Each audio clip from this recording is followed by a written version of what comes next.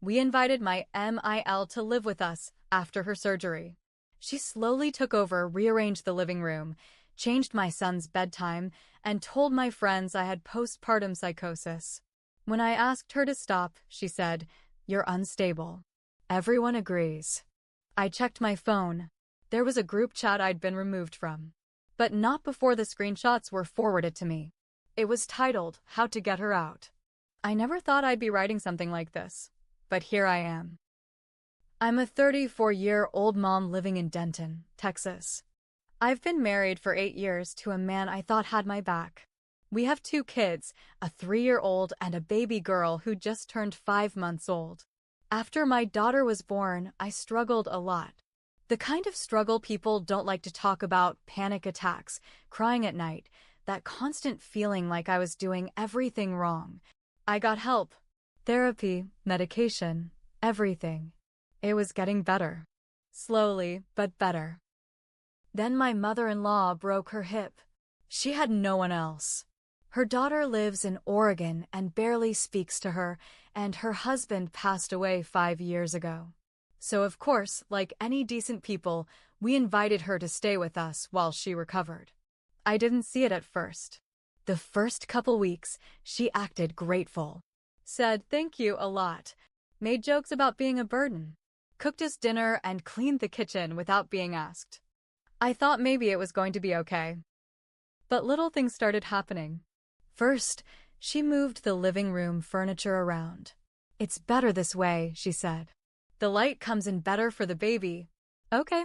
I let it go. Then she started doing bedtime for my son without asking me. She told him 8:30 was the new rule, even though I had him on a 7:30 schedule since he was born. I said something and she laughed. "It's just an hour." She started calling my daughter her baby. She bought her clothes I didn't like and made comments like, "You should really dress her in softer colors. Baby sense stress, you know." I said thank you. I smiled. I held back everything inside me. Then came the bigger things. One afternoon, I walked into my own kitchen and heard her whispering on the phone. She was talking about me. She's not stable. She cries in the shower. I hear her. I froze. She didn't see me. That night, I told my husband I felt uncomfortable. He told me I was overreacting. "She's just trying to help. You've been through a lot." 2 weeks later, my best friend Claire sent me screenshots. A group chat. The title was, "How to Get Her Out." My stomach turned. My hands were shaking. I didn't want to look, but I did. I read every single message. My husband. His mother. His cousin Megan. Claire was in it too, but she'd stayed quiet just to watch. ML. She's slipping again. The crying is daily now. Megan. Maybe if she lashes out, we can call it a mental health emergency. My husband. We can't live like this forever. I just want things to be normal. Then this from my mother-in-law. Push a little more. She'll crack. They were planning to make me snap. Gaslight me into a breakdown so they could get me out. My own husband was part of it. They were mocking me. Making jokes. Planning it like it was a group project. I stared at my phone for over an hour. I didn't cry. Not this time. I felt something rise up in me. Rage. Cold, steady rage. They wanted me gone, but I wasn't going anywhere. I was going to stay. And I was going to make them regret every single thing they'd written. I didn't sleep that night. I laid next to my husband while he snored like nothing was wrong. I looked at him, this man who once held my hand through contractions, who cut the cord when our son was born. He had joined a chat to destroy me, to label me unstable, to push me until I broke. I made a plan that night. I didn't scream. I didn't cry. I got calm. Cold. Quiet. The next morning, I smiled. I kissed my husband on the cheek.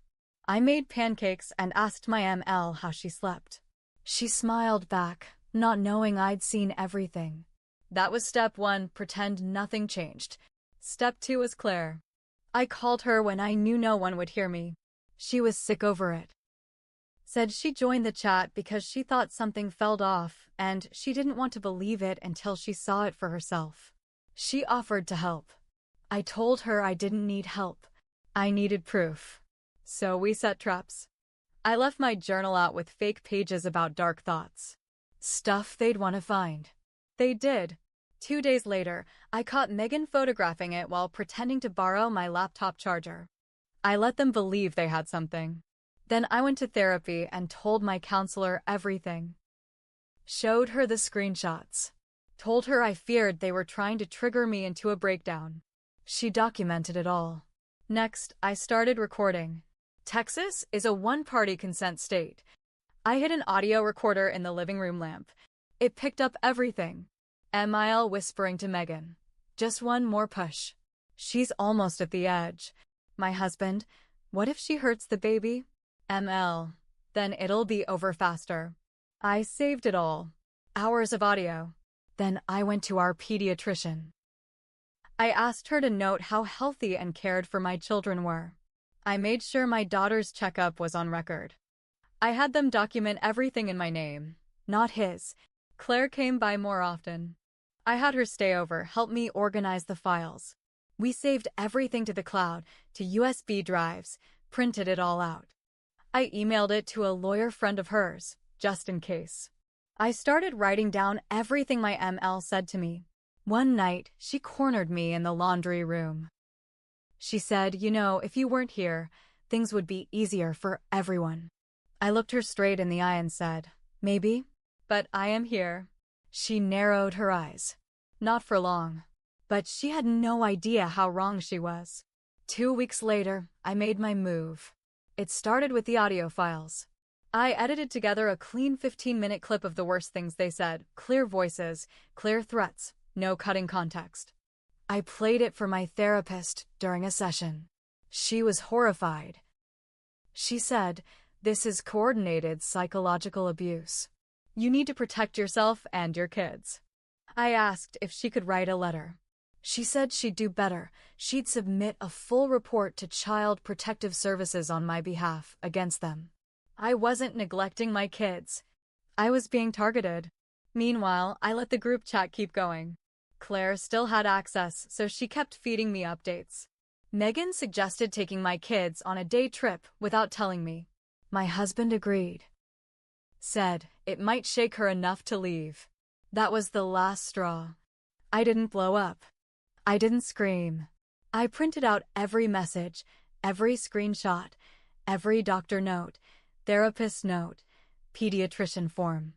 I filed for an emergency custody hearing. Claire's lawyer friend took the case for almost nothing once he saw the evidence. But I didn't tell them yet. I let them stew. One afternoon, while my ML was at her physical therapy appointment, I sat my husband down. Told him I knew everything. He tried to deny it at first, played dumb. Then I pulled out the folder. I watched his face go white as snow. You planned to push me out.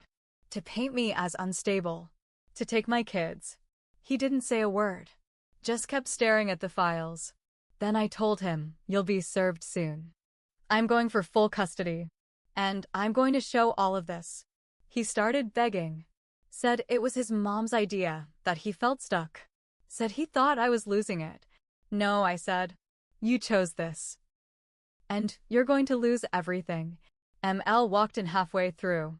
She saw the papers on the table and smirked. You think anyone's going to believe you over your own husband and his family? I handed her the flash drive. Play it. She did. Her own voice, loud and clear. Just one more push. She's almost at the edge. She dropped it like it burned her. I looked at both of them. I'm done pretending.